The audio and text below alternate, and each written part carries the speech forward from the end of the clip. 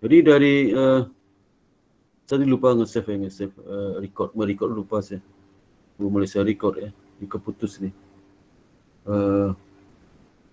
Ulang lagi aja ya. Ulang lagi aja. Jadi earning per share itu ada simple jadi ada basic earning per share ya.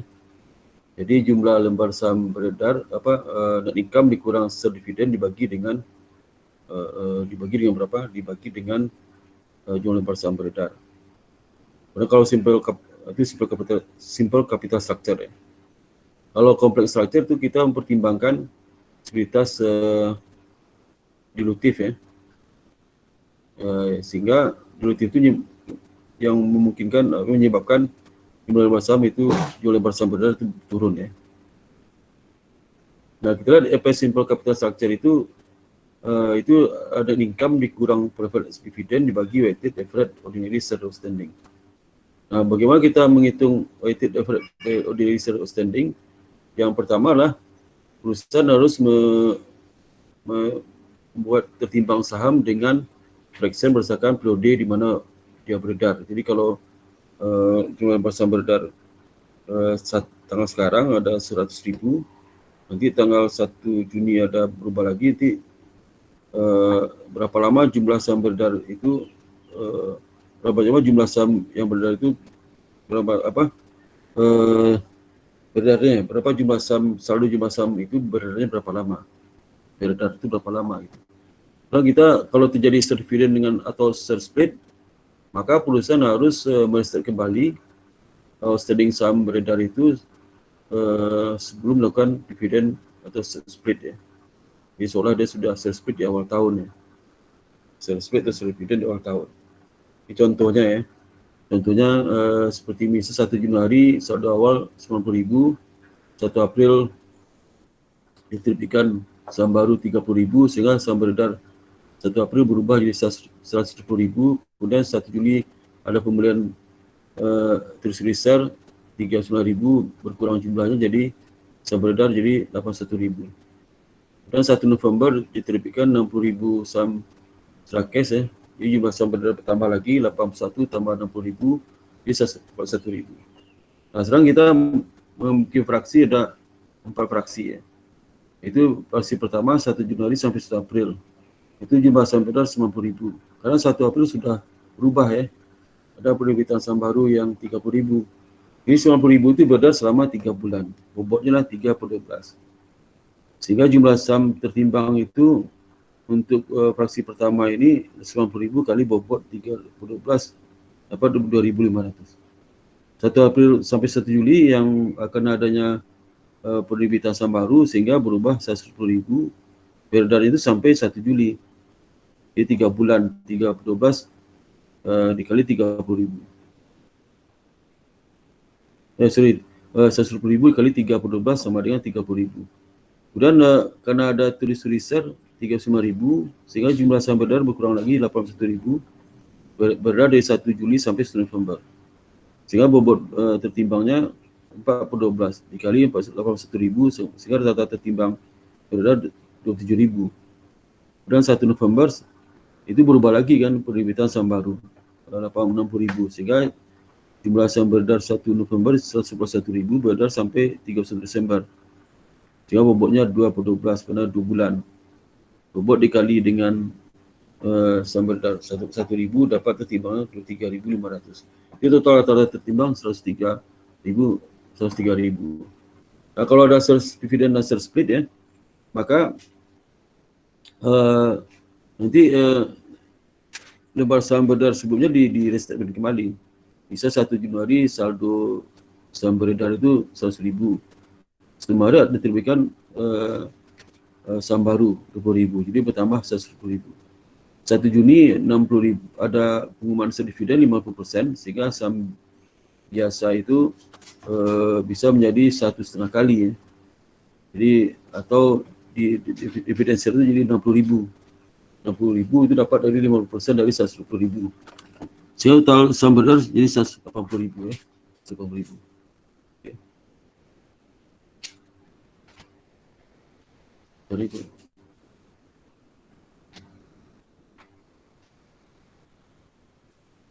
Ya.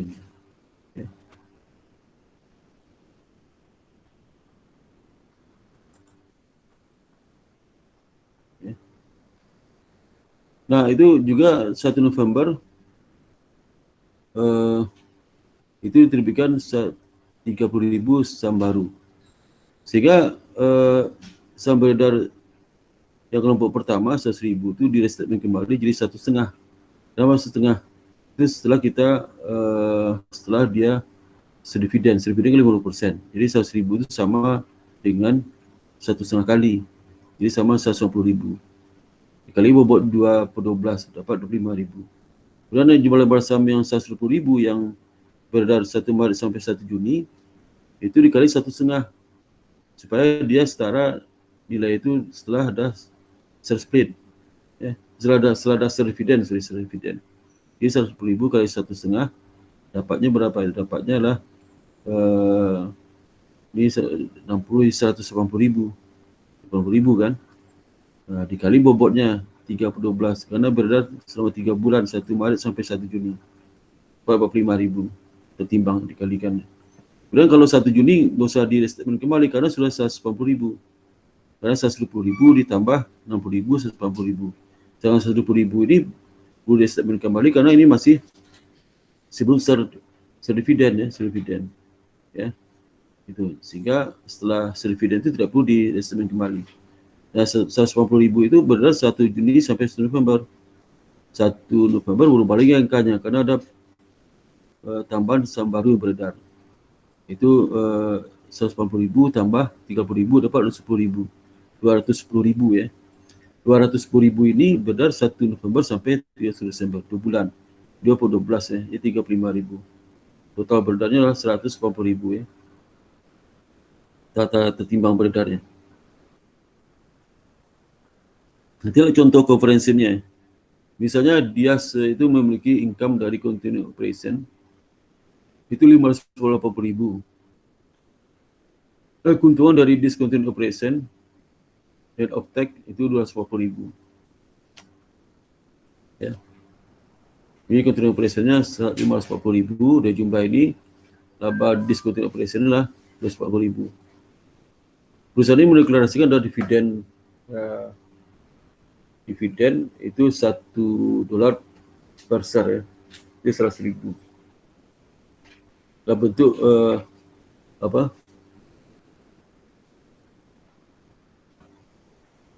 Misal 1.000 saham ya. Saham istimewa ya. Kemudian dia juga melakukan perubahan dari saham biasanya yang beredar selama 2019 sebagai berikut ya. Jadi 1 Januari saldo awal saham biasa itu 180.000 beredar dalam lembar ya. 1 November ada pembelian kembali tulis reserve 30.000 jadi berkurang 110.000 1 Mei. 1 Juli ada tambahan share split ya. 3 for 1 jadi 1 jadi 3. Jadi 3 jadi 110 itu dikali apa? Dikali 3 ya. 1 untuk 3 ya. 3 berarti apa? Dikali itu. Dikali 3 jadi 450.000 ya. Tambahnya sebesar 2 kali 150 kan 1 jadi 3 tambah kali 2 itu ya. 2 itulah 2 kali 150 jadi 300. Jadi 350 jadi 450 dikali 3 itu ya. 3. Kalau tambahan ada 2 ya. Tapi itu terakhir kali 3. Pada 31 Desember diterbitkan 50.000 lembar saham biasa 50.000 ya. Sehingga saldo yang 31 Desember itu 500.000.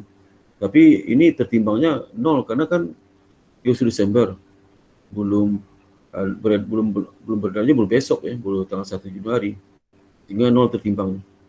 Kalau kita bisa lihat ya 1 Januari 1 Mei kan saldo tertimbang 180.000.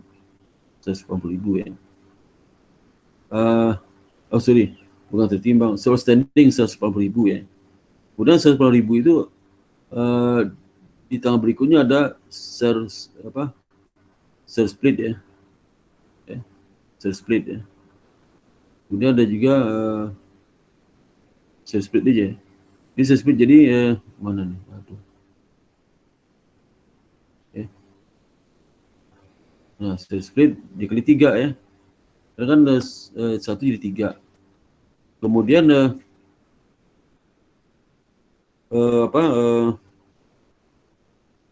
tertimbang berapa lama itu?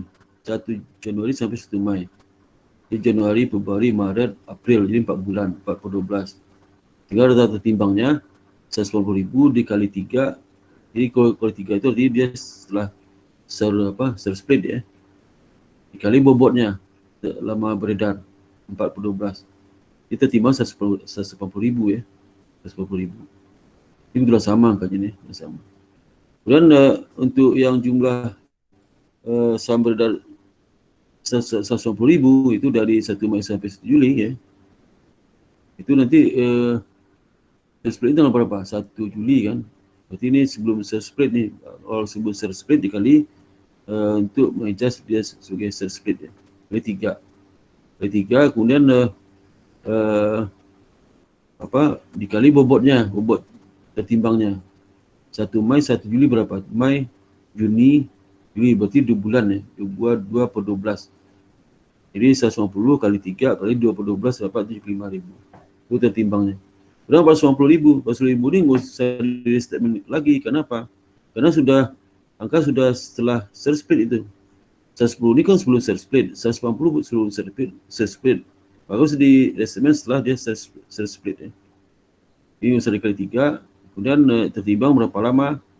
6 per 12 dari 1 Juli sampai 1 Desember itu ada 6 bulan. 6 per 12 jadi tertimbang jadi 450.000 kali 6 per 12 jadi 225.000.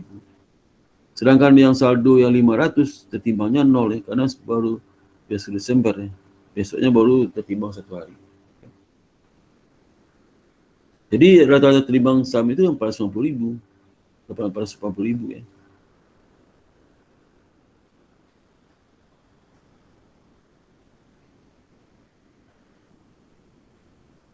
Nah, sekarang kita bisa sajikan bagaimana earning per share disajikan di laporan keuangan ya. Jadi kita hitung pertama lah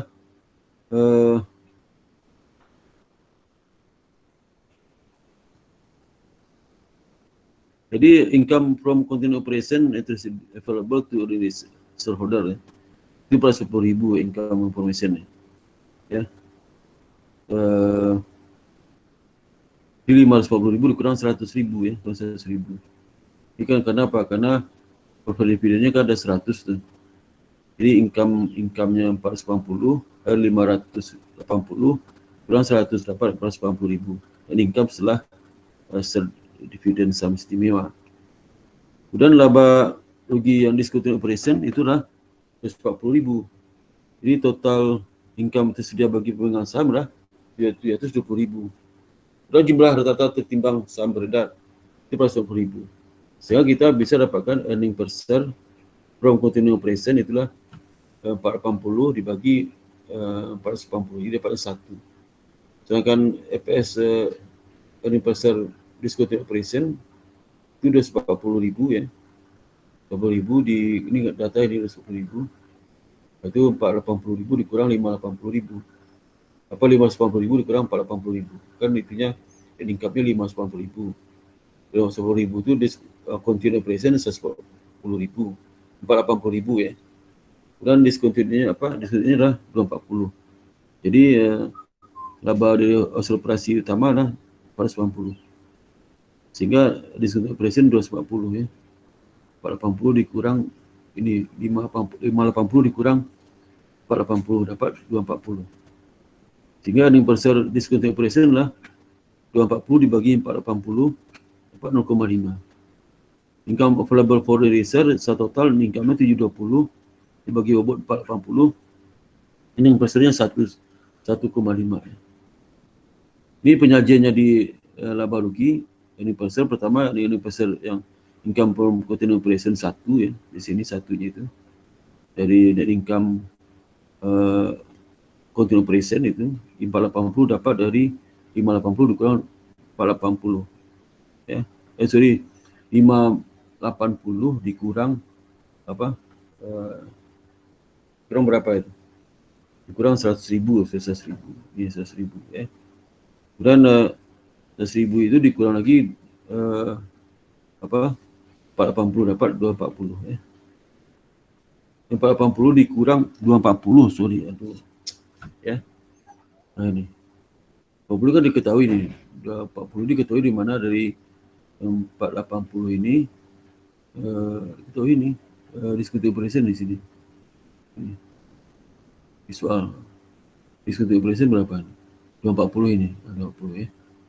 Ya.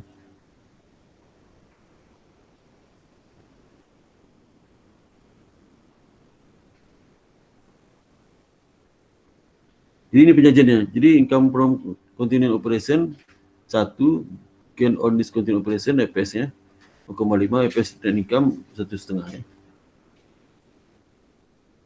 Terus sekarang bagaimana sudah complex capital structure ya.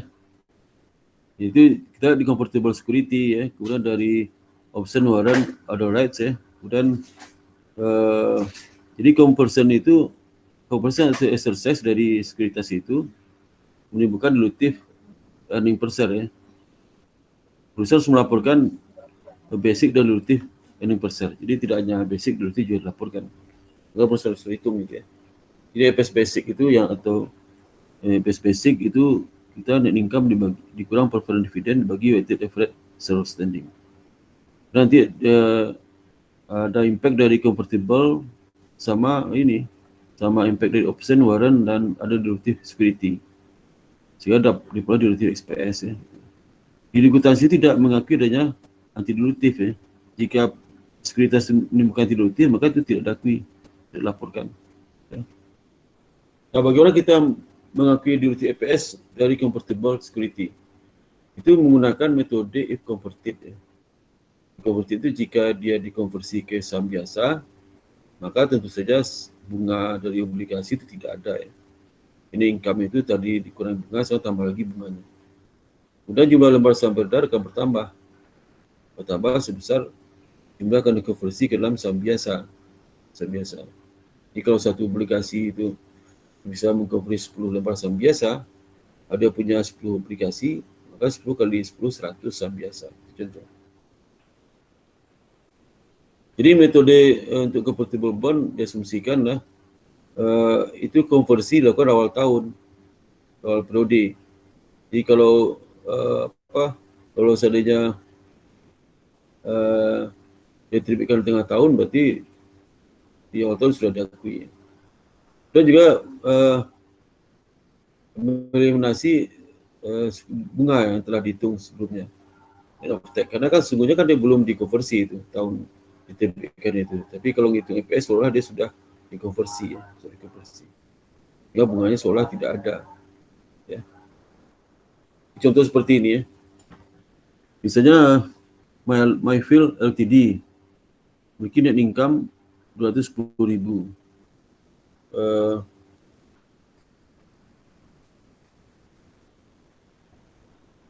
200.000 di tahun berjalan ya. Kemudian atau tertimbang saham biasa itulah outstanding selama periode tersebut lah 100.000 lembar saham. Sehingga basic earning per share-nya lah 210 dibagi 100.000 dapat 2,1 ya. Diasumsikan perusahaan tidak ada itu sistem istimewa ya. Dan perusahaan memiliki 2 convertible debt ya, yang sama beredar ya. Satu bunga 6% ya, itu terjual dengan kurs 100 ya, total 1 juta. Diterbitkan di tahun sebelumnya. Dan convertible bisa dikonversi ke dalam 20.000 lembar saham biasa. Beban bunga untuk current years itu terkait dengan komponen hutang itu dari convertible bond inilah 62.000. Jadi beban bunga di convertible bond inilah 22.000 dalam tahun berjalan. Kemudian yang kedua lagi convertible bond yang bunga 7% ya, terjual kurs 100 ya, total 1 juta ya. Diterbitkan 1 April tahun sekarang. Kalau obligasi tadi itu adalah di tahun sebelumnya. Ini obligasi kedua diterbitkan 1 April. Dia bisa dikonversi ke dalam 32.000 lembar saham untuk obligasi ini. Beban bunga untuk tahun berjalan dari obligasi kedua ini lah 80.000. Tarif pajak 40% ya.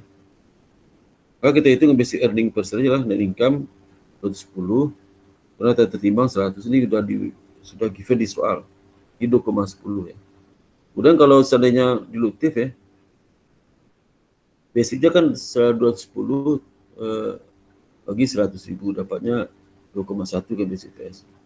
Kemudian kita lihat dampak dilutif dari hutang 6% ya. 6% itu berarti kita harus menambahkan apa? Bunga ya. Bunga berapa? 62.000 kan. Kita di soal 62.000 ya. Tapi after tax di perhitungannya 10.000 nih ya.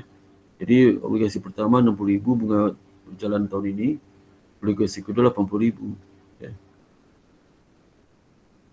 Nih. Jadi sehingga karena dia diasumsikan dia sudah dikonversi ya dalam saham biasa sudah di awal tahun, apa konversi ini kan awal tahun karena dia sudah diberikan tahun sebelumnya, maka bunga yang sudah dikurangkan dari income itu harus ditambah lagi karena kan nggak ada bunga sebenarnya. Jadi bunga itulah 62.000 ya dikali setelah pajak 40% kali 1 kurang 0,4. Kemudian berapa jumlah kenaikan saham biasa beredar, karena obligasi convertible itu bisa ditukarkan dengan 20.000 lembar saham. Contoh sebelum tadi kan ada datanya itu. Kemudian sehingga dampak KPS lah 1,86. Dan kalau yang utang kedua 80.000 ya, yang kedua 80.000. Nah itu apa? 80.000 itu beban bunga yang muncul dari obligasi kedua kan 80.000. Sehingga ditambahkan lagi ke net income tadi kan udah dikurangi. Tambah lagi setelah pajak karena yang net income itu kan setelah pajak, 10 itu setelah pajak. Ditambahkan bunga setelah pajak 80.000 dikali 1 dikurang 0,4. Nah, karena beredarnya tidak penuh setahun, kalau yang obligasi pertama penuh setahun kan karena dia sudah dikeluarkan tahun lalu ya, convertible debt itu. Kalau convertible debt yang untuk sekarang dikeluarkan mulai tanggal berapa itu? 1 April ya. Ya 1 April sehingga dia beredar berapa lama? 1 April sampai 1 Desember 9 bulan. Kali 9 per 12 ya. Jadi bunganya inilah bunga untuk 9 per 12 ya. Ini kalau 80.000 kan untuk bunga setahun itu 80.000. Kalau dia 9 bulan berarti 9 per 12 ya. Sehingga tertimbang juga dikali 9 per 12. Jadi berapa? Dia bisa tukarkan berapa lembar kan? Itu adalah 80.000 ya. 80.000, sorry. 32.000 lembar. 30.000 itu dikali 9 per 12 dapat 24.000. Ya. Jadi kan dia bisa tukarkan 32.000 ya. Tapi kan boleh terbitkan 1 April. 1 April sampai Desember itu 9 bulan. Jadi 30.000 itu dikali 9 per 12 dapat 24.000. Sehingga ada efeknya lah 1,5. Nah ini ditotalkan ya 210 tambah beban bunga setelah pajak obligasi pertama, beban bunga untuk obligasi kedua selama 9 bulan dikali beban pajaknya ya. Dan dibagi potensi kenaikannya lah 20.000 tambah 24.000 tambah 100.000 yang awal. Jadi dibagi jumlah di atas bagi bawah dapatnya 1,5. 1,97. 1,97 itu bukan berarti 2,1 tambah 1,86 tambah 1,5 bukan ya. Tapi dihitung ulang ya. Total di atas berapa jumlahnya atau di bawah berapa jumlah dapat 1,97.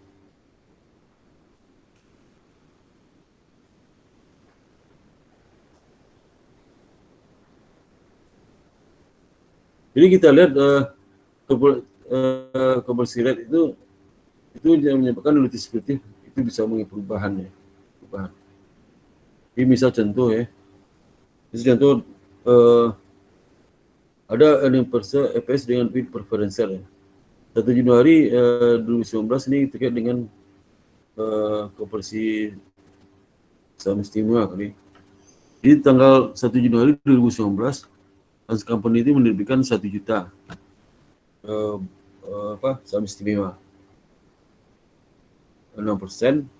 Itu bisa konversi ke saham biasa, namanya convertible preferential.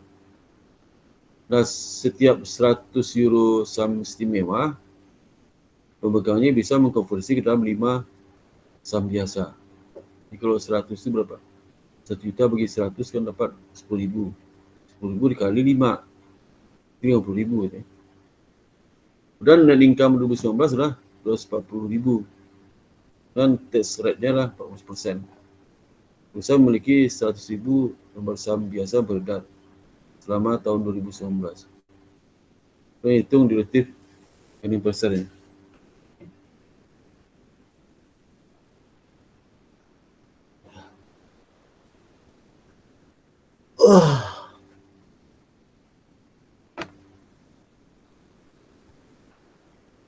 Jadi pertama basic itu kita hitung income dikurang dengan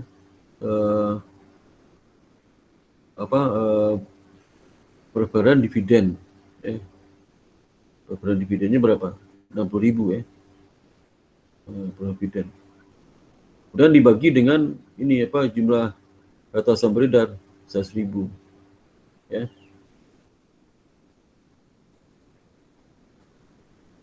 Dividen 60.000 dari 6% kali nominal ya.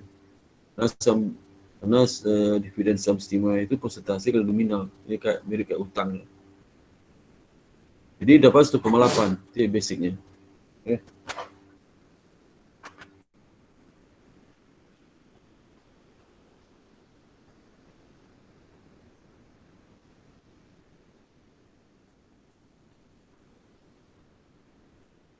Kalau dilutif ya, di basic ini jadi dilutif lah. Dilutif itu pertama kita tadi kan dikurangi dividen saham istimewa. Kalau saham istimewa dikonversi kan tidak ada lagi dividennya. Sekarang ditambahkan lagi 60.000. Yang kedua, dia bisa konversi ke dalam saham biasa itu berapa? 5 ini tadi set. Yaitu 5 saham biasa untuk masing-masing 100 euro. 100 juta kan 10.000 euro. Dibagi 5.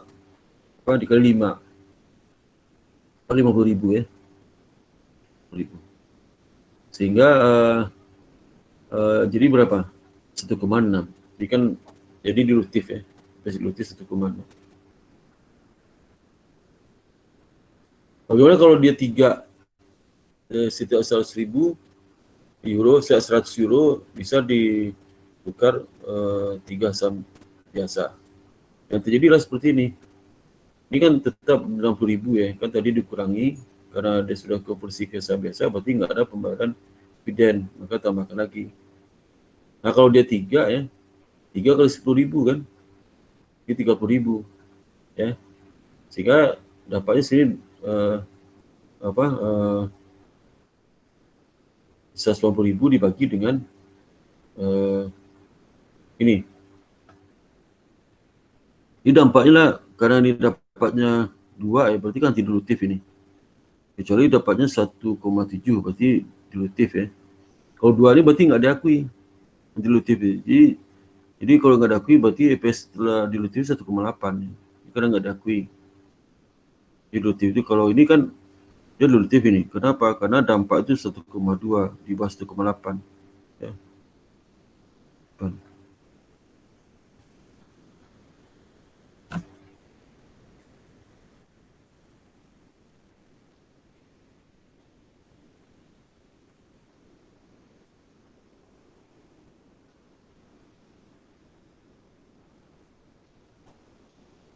Nah, bagaimana dilutif EPS kalau dia option tawarannya? Nah, tawaran itu itulah menggunakan metode menghitung EPS dilutif ya. Jadi tersuri metode itu kalau seandainya menggunakan telusur share. Jadi setelah misalnya kalau option warrant itu kan pemegangnya bisa membeli saham perusahaan dengan harga tertentu kan. Misalnya kalau dia bisa beli saham perusahaan 100.000, harga 1.000 ya. Karena di pasar harganya 1.200 ya. Maka nanti dia terima uang dari pemegang opsi itu 1.000 kali 100.000. Berapa jumlahnya? Kalau 100.000 kali 1.000 adalah jadi 100 juta. 100 juta dibeli saham di pasar. Pasti jumlah sahamnya nggak sampai 100.000 lagi ya, 100.000 lagi. Contoh seperti ini ya. Misalnya kalau perusahaan ini memiliki net income itu 220.000. Bentar. Minum.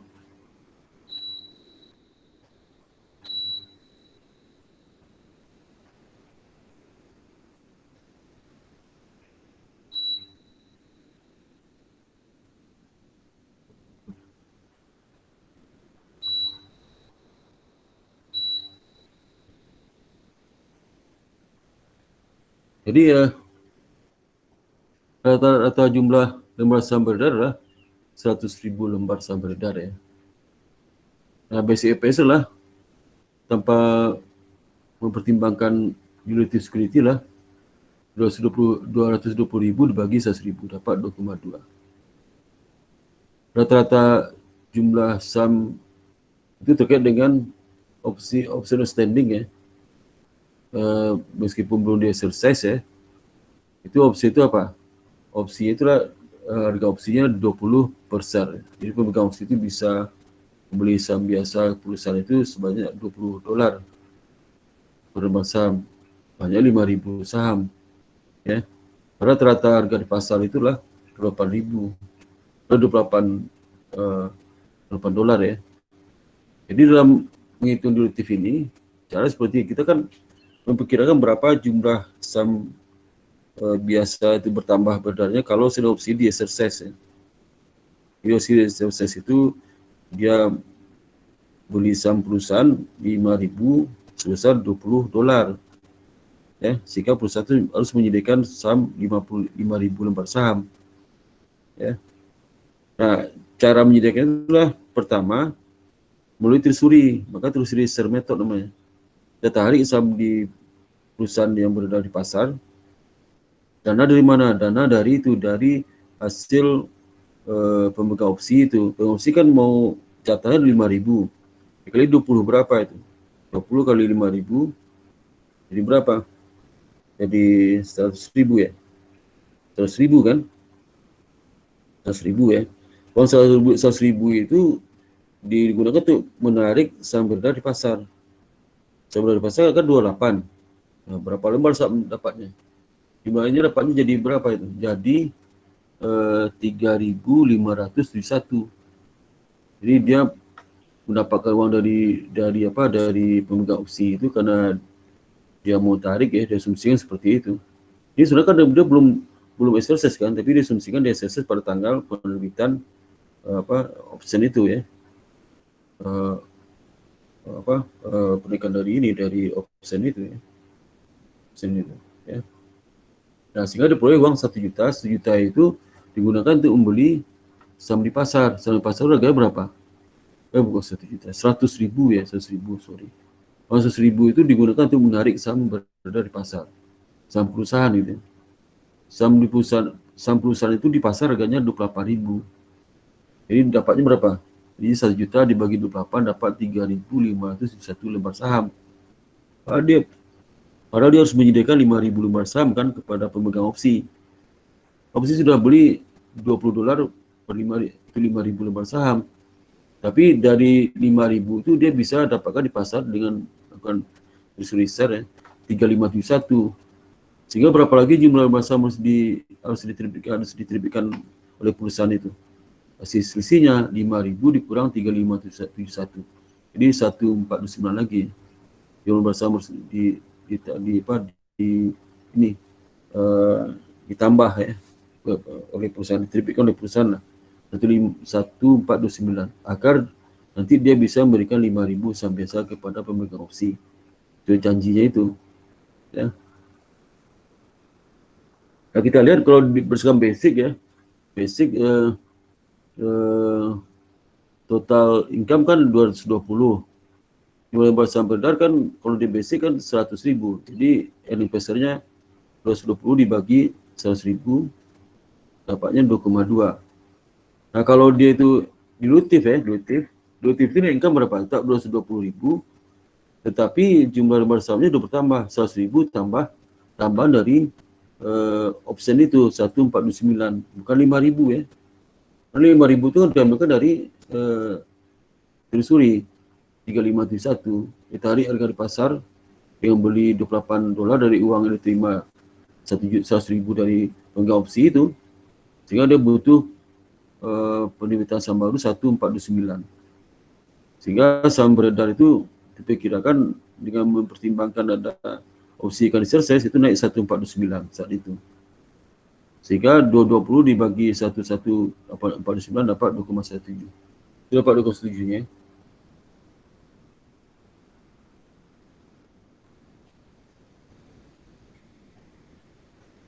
Nanti earning per share itu juga dibagi berdasarkan income from continuing operation, discontinued operation, dan net income ya. Ini misal earning per share basic 3,3, dilutif 2,7. Nanti dibagi juga, basic dibagi ada income from continuing operation, discontinued operation, dan net income. Kalau dilutif itu dibagi 3 juga, ada income from continuing operation, discontinued operation, dan income ya. Bedanya apa? Kalau yang basic earning per share dibagi 3 itu, yang di atasnya beda. Kalau pembagian sama. Income continuing operation berapa? Ini jumlah saham beredar berdasarkan basic. Kalau dilutif, income dari continuing operation berapa dibagi dengan ada tertimbang setelah adanya tertimbang dilutif. Tertimbang dilutif berapa? Tertimbang dilutif kan sini. Ini apa tadi? Tertimbang dilutif itu berapa jumlahnya? Kata di basic dilutif berapa ya?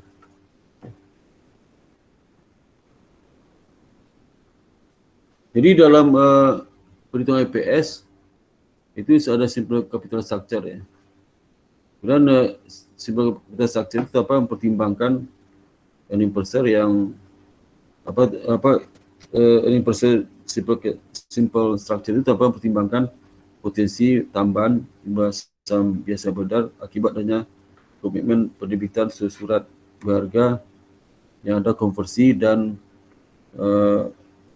ada opsi ya, exercise opsi warrants dan employee stock option ya. Jadi kompensasi berbasis saham. Jadi dalam perhitungan itulah harus dikurangkan dividen saham istimewa dan income pembagi. Kalau ada saham istimewa, kalau nggak ada berarti nggak perlu dikurangkan. Dan juga yang ketiga menghitung jumlah rata-rata lembaga saham beredar. Ya. Yang dapat EPS ya, weighted applicable to organizer pada weighted average organizer. Kalau kompleks capital structure itu pertama harus kita hitung dulu basic earning per share ya. Formulasi aplikasi income yang bisa dibagikan kepada saham biasa dibagi adalah tertimbang jumlah saham biasa beredar. Dan dilutif earning per share itu termasuk semua potensi dari dilutif security seperti convertible bond, convertible saham istimewa, option ya, kemudian right, warrants dan sebagainya. Nah, convertible security diasumsikan selalu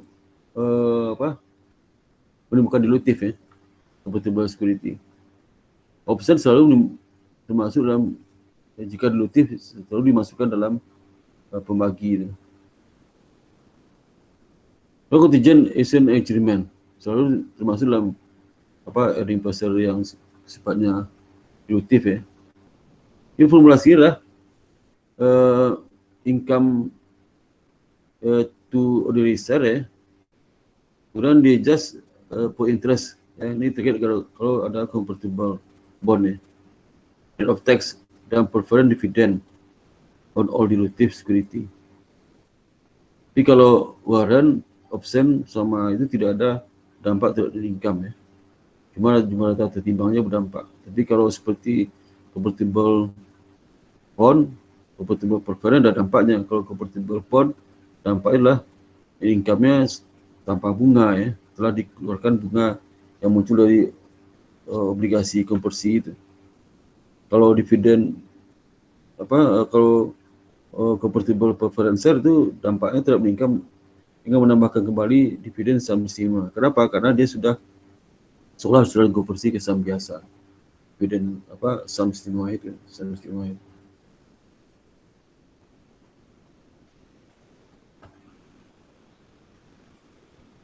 Jadi sekarang kita lihat contoh komprehensif dari ini, dari contoh komprehensif earning per share persen. Jadi ini misalnya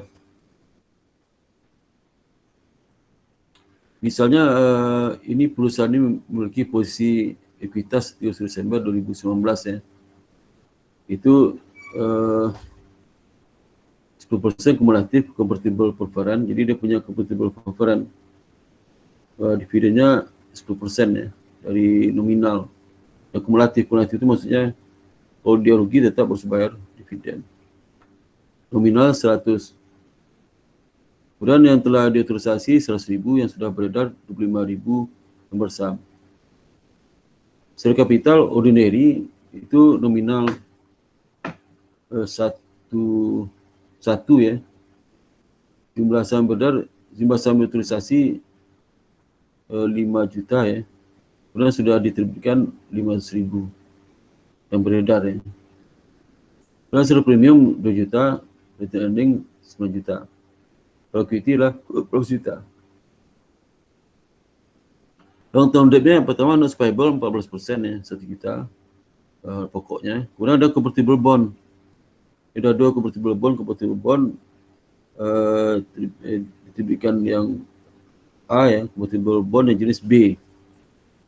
B. Total long term-nya 6 juta. Kemudian catatan asumsi 30 Desember 2019 ya. Ada juga memiliki opsi. Opsi itu diberikan Juli 2017. Di mana dengan ada opsi itu pemegangnya bisa beli 50.000 lembar saham perusahaan ini harga 20 ya. Rata-rata harga pasar saat ini selama tahun 2020 adalah $30 per share. Semua opsi itu masih standing sampai akhir tahun 2019. Informasi kedua convertible bond TPA, TPB diterbitkan 2018. Diterbitkan 2018, ini 2019 sudah 10 tahun itu. Masing-masing convertible bond itu bisa konversi ke dalam 40 saham biasa ya. Masing convertible bond. Di masing satu lembar convertible bond bisa konversi 40 ya. Harga convertible bond itu satu lembar itu 1.000 ya. Dalam 2019 beban bunga itu 200.000 untuk obligasi TPA dan 20.000 untuk obligasi TPB. Informasi ketiga 10% kumulatif convertible preference share itu diterbitkan di awal tahun 2019. Diterbitkan secara nominal. Masing-masing saham istimewa ya. Ya. Itu diterbitkan tahun 2019 ya. Masing-masing saham istimewa itu bisa konversi ke dalam 4 saham biasa. Jadi 1 saham istimewa, 4 saham biasa. Ya. Rata-rata income tax rate 40% dari pajaknya.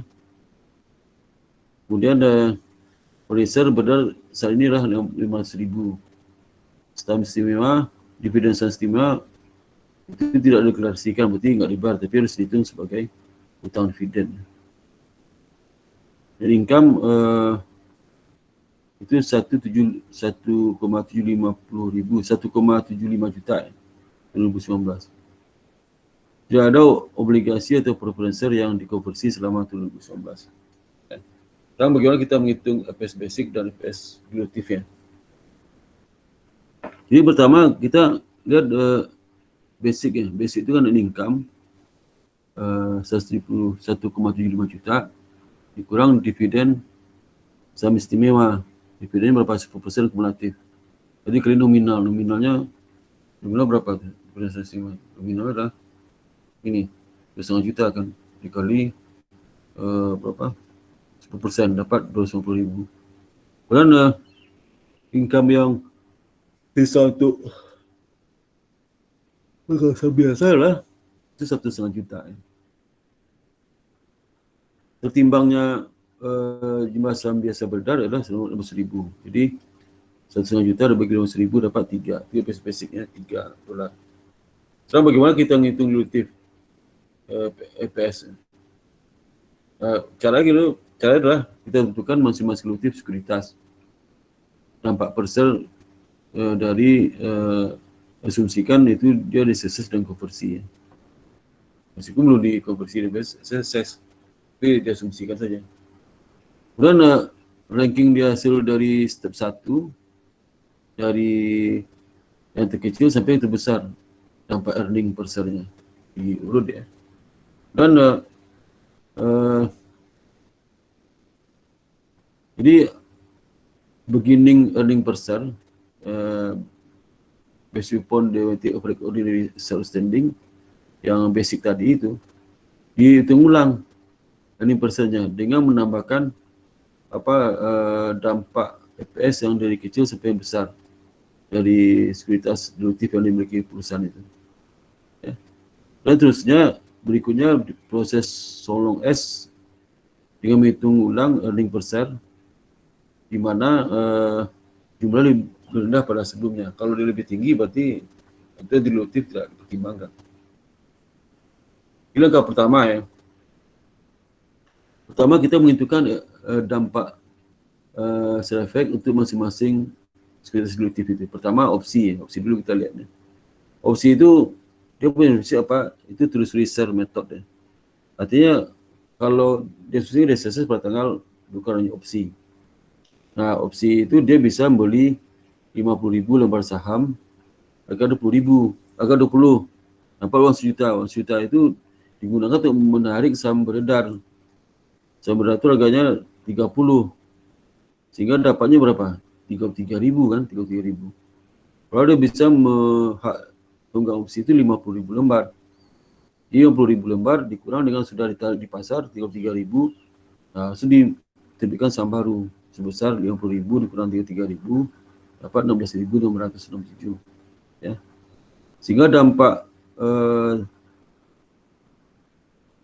EPS ya per lembar saham itu bisa dihitung incremental numerator effect ya. Kalau tidak ada opsi itu kan tidak mempengaruhi income kalau dia exercise.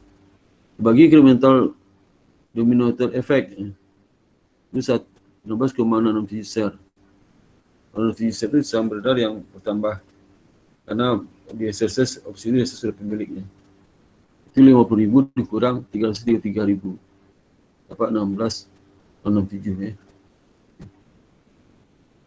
Ya. Nah ini hasil 0 ya. Dan berikutnya obligasi ya. Ini kalau 0 berarti kan dilutif itu ya. Obligasi itu bunga obligasi kan 200.000 TPA itu. Kemudian income tax dikurangi dari bunga itu. Jadi bunga setelah after tax ada bunga 40% dari 200.000 dapat 80.000. Sehingga interest spend yang bisa dihindari itu 110.000. Karena seolah obligasi sudah konversi ke dalam saham biasa, jadi tidak menimbulkan bunga. Maka bunga dikeluarkan lagi dari perhitungan income. Jumlah saham beredar terkait dengan konversi inilah 100.000 lembar. Dari mana 100.000? Karena obligasi ini kan 22.500 obligasi. Karena bisa menukarkan satu obligasi itulah 40 lembar saham biasa, maka dikalikan dapat 100.000 lembar saham biasa. Ya.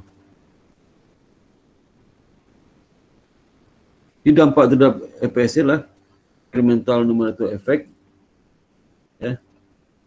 Ini 110.000 itu dari mana? Dari ini dari net income ini dampak ini kan bond obligasi ini bunga berarti bunganya kan 200.000 dikali satu dikurang 0,4% dari pajak after tax ya. Dapat 110.000 dibagi 100.000 jadi 1,2. Apakah dilutif atau anti dilutif dampaknya? Kita lihat. Kalau sebelumnya basic berapa? Basic lah 3. Nah, sekarang FPS, dampak FPS dilutifnya lah 1,2. Berarti ada dilutif ya. Kalau angka lebih besar pada 3 berarti anti dilutif ya. Kalau obligasi TPB sama dengan cara sama, kita lihat beban bunga muncul obligasi TPB ini 210.000 ya. Income tax yang bisa mengurangi inilah 20% dari 210.000 atau bisa juga 250 dikali 1 kurang 40% dapatnya 150.000 itu ya. Ini kalau dihukum langsung ya. Kemudian jumlah saham biasa yang diterbitkan diasumsikan obligasi rekonversi lah. Kan satu obligasi bisa dikonversi 40 saham biasa. Jadi lembarnya kan 2.500 obligasi kali 40 dapatnya 100.000. Dari mana 2.500 dari satu obligasi itu dari 1.000. Jadi ke 250.000 berarti dibagi 1.000 dapat 5.000 lembar saham obligasi. Kasih satu obligasi itu 40 saham biasa. Sehingga dapat jumlah saham biasa naik 100.000 lembar saham. Bagaimana dampaknya? Dampaknya kita lihat incremental multiplier effect itu dari bunga ya. Bunga di mana bunga bisa dihindari setelah pajak lah 250.000 dikali 1 dikurang 40% dapat 150.000. Kemudian dampak kenaikan jumlah lembar saham itu 100.000 ya. Jadi dampaknya 1,5.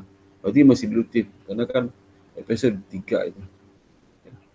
Dan yang ketiga adalah preferencer. Preferencer itu kalau dia dikonversi ya dari dalam saham biasa berarti dividennya harus dikeluarkan ya. Jadi kan masuk dividen pengurangan income. Dengannya dikonversi ke saham biasa, dividen saham istimewa ini jadi dianggap 0. Saya tambahkan lagi ya.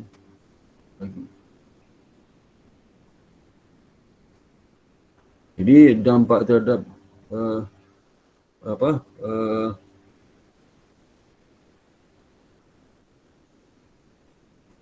jadi dividen yang diserahkan ini bukan dampak kumulatif lah 210.000. Dari mana 10.000 12.000 lembar saham kali 10 ya. 10. Income tax-nya tidak ada, dividen tidak kurang di kesen ya, deduction ya. Sehingga dividen yang bisa hindari lah 250.000 ya. Dividen saham istimewa ya. Ini tidak dikurangi dengan satu after tax karena dividen tidak masuk dalam kurangan pajak ya. Sehingga jumlah saham biasa yang bertambah ya, jika konversi saham istimewa itulah 25.000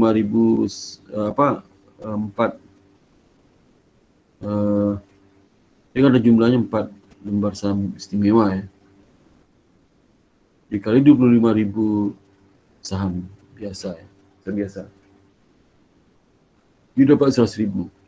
Jika dia bisa mengkonversi satu saham istimewa 25.000. Jadi kalau 4 kali 4 ya, dapat 100.000.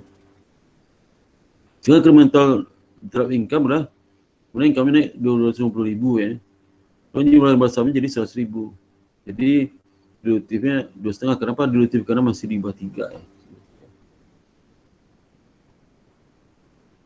Jadi kalau kita lihat dampak dilutif ya, pertama option ya, dari yang rendah sampai yang tinggi. Kedua convertible bond TPA, convertible bond TPB. Dan yang keempat convertible preference, ini dampak paling tinggi. Jadi yang pertama option 0, itu kan yang paling rendah ya. Saya dudukan ya, dalam langkah berikutnya menentukan earning per share, memberikan ranking impact terhadap EPS. Dari tunggulang EPS menggunakan incremental effect option itu. Itu income aplikasi, income yang dijual kepada pemegang saham kan 1,5 juta ya. Incremental numerator effect dari opsi itulah, itu tidak ada, totalnya 1,5 juta. Ya, karena kita dari opsi ya, opsi kan di ranking ya, teruskan apa efeknya. Now weighted average number ordinary share outstanding 500.000. Tambah incremental denominator effect option 16,667. Ini seperti tahun sebelumnya. Totalnya 51667. Saya perhitungan earning per share-nya lah 1,5 juta ya, dibagi dengan 516,667 ya, dapat 12,99 gitu ya.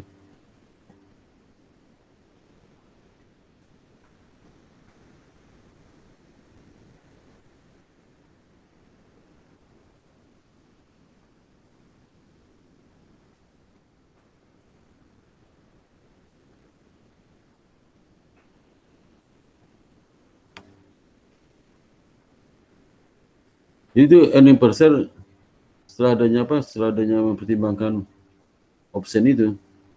Nah setelah itu kita masukkan lagi yang convertible bond ya, TPI itu. Convertible bond itu nanti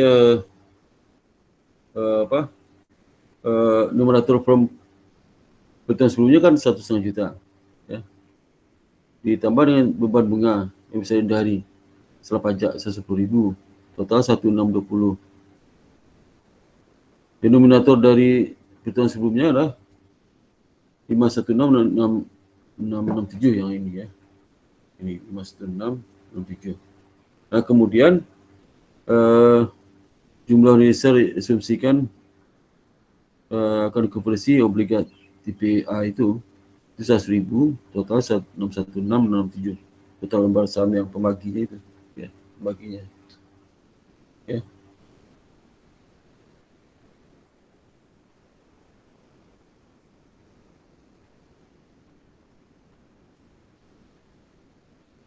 Tinggal perhitungan dari earning per share lah 1,620 ya, itu net income setelah kita beri bunga ya, dibagi 616,67 dapat 2,63. Kalau kita pertimbang lagi dampak dari EPS ya, dari convertible bond. Jika perhitungan sebelumnya kan ini perhitungan sebelumnya lah total numerator progression kan 1,620 ini, 1,620 ini ya. Kemudian dikurangkan 110.000 dapat 1,770. Kalau numerator di sebelumnya kan 616 ya, ini ya 1,667. Kemudian ditambahkan 100.000 itu 1,6. Saya berhitung EPS lah jadi 2,47. Kemudian berikutnya kita lihat dampak dari ini. Ini ke akumulasi ya, convertible preference share ya, yang paling besar dampaknya. Jadi numerator sebelumnya kan 170 di sebelum ini, 70. Kemudian ditambahkan dividen yang bisa dihindari ya, 250. Jadi dan income lah 7,20 setelah saham istimewa itu. Kalau denominator dari dan sebelumnya kan 716 ini, 1,667 ya. Kemudian ada jumlah tambahan dari convertible preference ini, kalau dia exercise itu 100.000 sehingga total 816. Jadi 302 bagi 816 itu dapat 2,47 ya. Atau bisa juga kita hitung setelah cepat ya. Jadi pertama ini dilutif basicnya 1,750 dikurang 250 bagi 500.000. Kemudian kita lihat dampak dari itu dari option ya. Itu 0 bagi 667 ya. Dan di income tax tambah lagi yang bunga ya 110.000. Ini bunga 110.000 ya. Bunga yang setelah gimana ya, bunga 110.000 dividen ya. Jadi ini bunga 110.000, ini bunga obligasi A, ini tipe B ya. Ya bunga itu bunga yang ini, yang after tax ya. Net of tax ya. Itu ada net of tax nih. 110 ini net of tax, ini 150 tipe B, bunga itu 110.000 after tax. Kemudian nanti dibagilah 500.000 yang saham yang basic itu. Dia tambah dengan bertambahnya earning per saham biasa karena diasumsikan option itu diselesai. Kemudian tambah saham biasa diasumsikan obligasi tipe A itu diselesai. Obligasi tipe B diselesai juga 100.000. Dan keempat terkait dengan apa 210.000 ini, 210.000 apa itu? 10.000 itu preferensi saham istimewa saham istimewa, saham istimewa boleh konversi, maka nanti dividen saham istimewa itu ditambahkan lagi 250. Ini bukan dapat attack karena nggak ada pajak lagi 100.000. Jadi kalau kita langsungkan seperti ini bisa cepat jadi 2,47. Jadi dulu kan 3, sekarang 2,47 Itu. Itu universal tadi basic 3, sekarang 2,47 ya.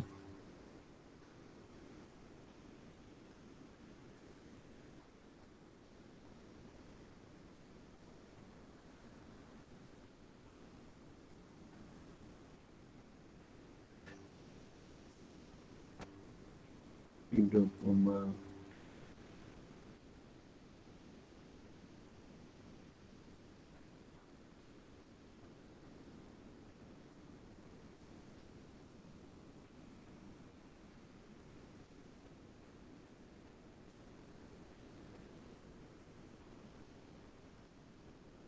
Ya, ada pertanyaan sampai di sini.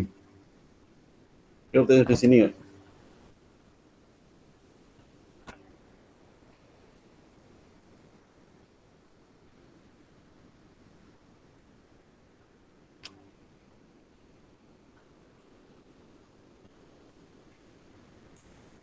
Ada pertanyaan sampai sini?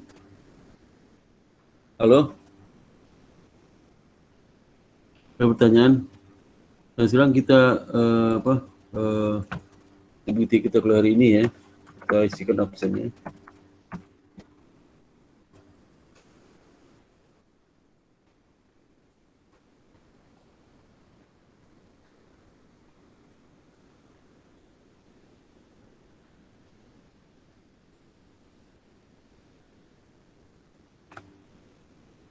Di potensi kaum menengah.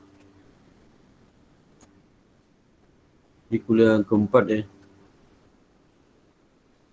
Keempat ya.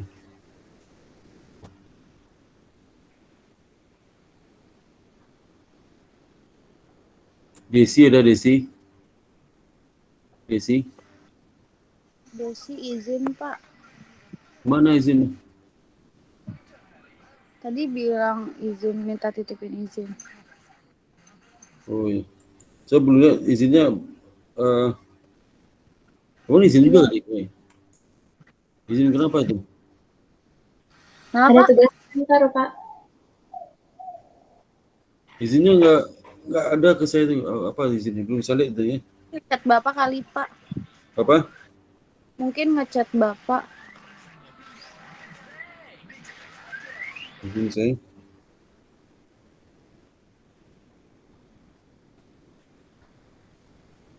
Bentar.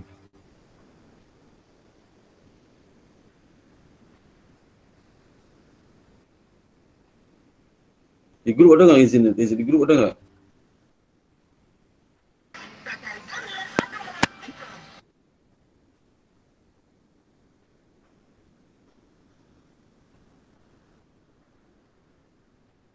Nggak ada izin saya.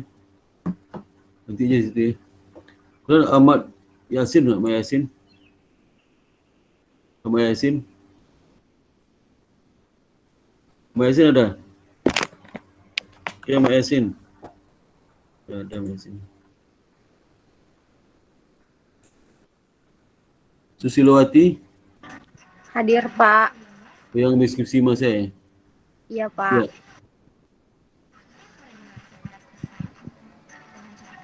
Dewi ada? Ada, Pak. Oh, Dewi Sartika ya? Ya. Kemudian Safina. Safina mana? Hadir, Pak. Hadir. Hadir, Safina. Glorious. Hadir, Pak. Glorious hadir.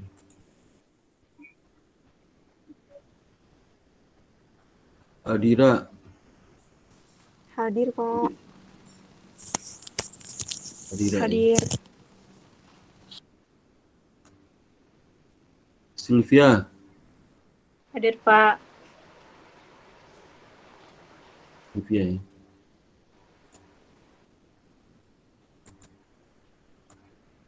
Salsabila. Hadir, Pak. Hadir. Bila hadir. Ya. Hadir, Pak.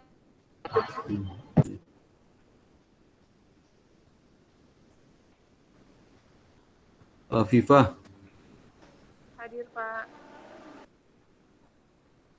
Afifah mana Afifah?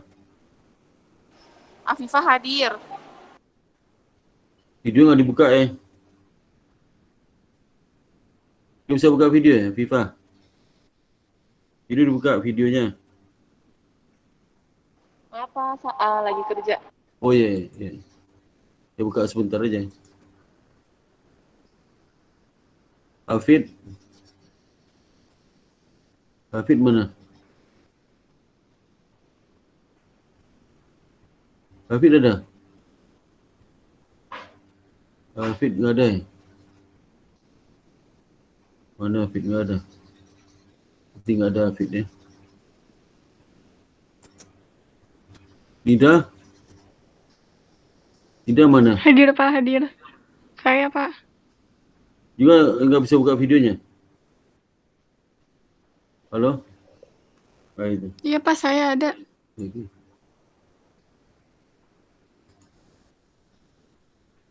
Salsa? Salsa Zahra hadir, Pak. Zahra hadir.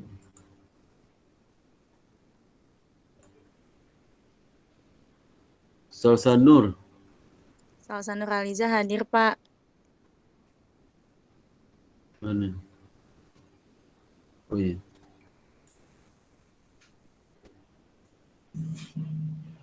Dia Ayu Lestari. Hadir, Pak. Hadir, Pak, Dia Ayu Lestari. Anggita. Hadir Pak Anggita. Ya. Tessa. Hadir Pak Tessa. Oh, itu Tessa. Keiko. Keiko mana? Hadir. Mana Keiko? Wih, suara pelan Suara pelan. Oh ya, halus suaranya. Saya sayup kedengaran. Laura? Hadir Pak, saya Pak. Laura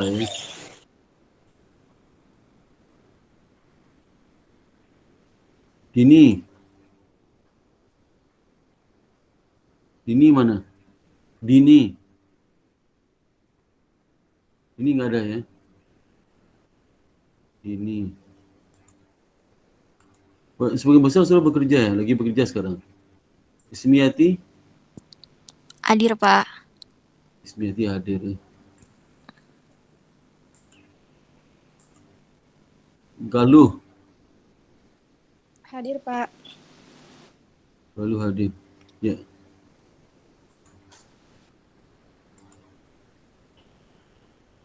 Dewi. Hadir Pak. Hadir Asri. Hadir, Pak.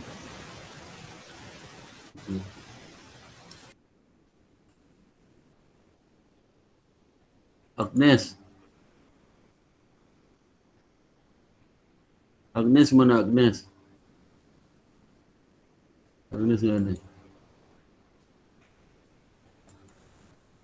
Fani. Hadir Pak Fani. Oh ini Fani. Hadir. Ya. Indriani. Hadir Pak. Indriani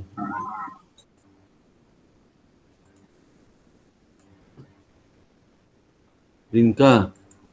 Hadir Pak, hadir.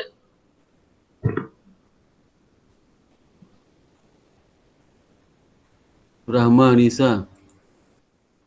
Hadir, Pak. Rahma mana tu? Oh, ya, Rahma Nisa ya. Hidayati. Hidayati hadir, Pak. Hadir ya. Laila. Laila hadir, Pak. Laila hadir ya.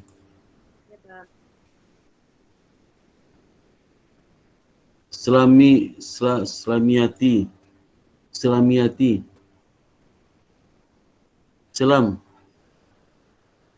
Selamiati mana?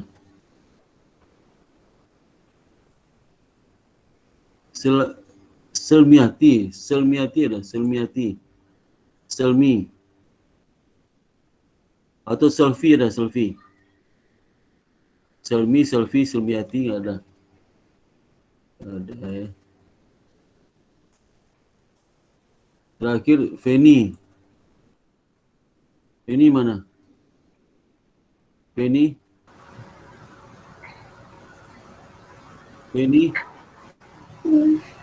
Tak ada Feni.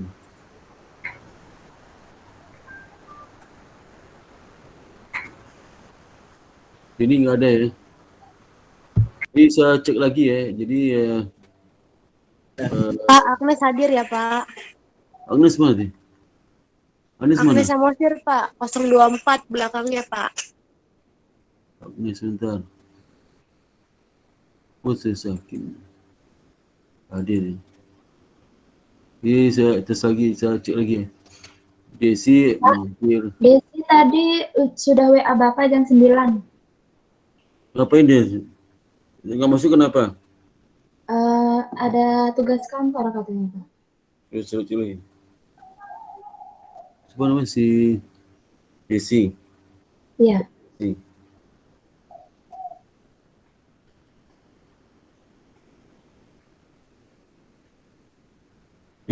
Siapa nama? Desi Puji.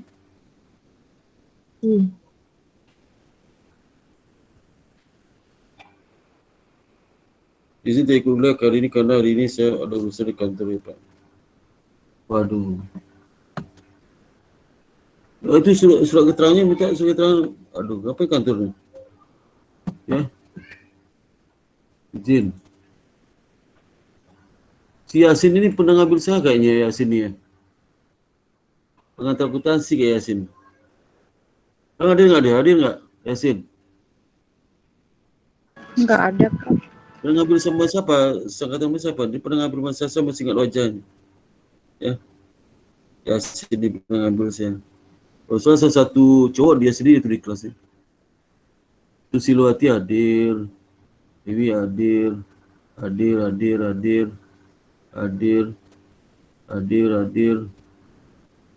Si Dini mangkir. Kemudian juga itu jadi satu ya mangkir. Lagi izin. Ya, ada lagi pertanyaan di sini. Saya lagi di luar rumah ni, ada perlu saya, ada acara. Ya. Ada pertanyaan? Cukup, Pak. Makasih, Pak. Kalau ada pertanyaan sampai ketemu Sabtu depan ya. Sekarang tugasnya enggak ada. Tugasnya enggak ada sekarang. Terima kasih, Pak. Terima kasih, Pak. Terima kasih. Ya. Diberikan saya ucapkan alhamdulillah. Assalamualaikum warahmatullahi wabarakatuh ya.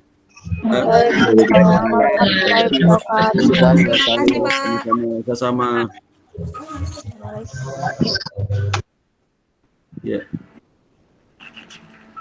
Sehat selalu ya, sehat selalu dan bahagia selalu. Amin. Bapak juga ya, Pak. Ya, Glorious Tigor ada ya. Alhamdulillah ya. Oke.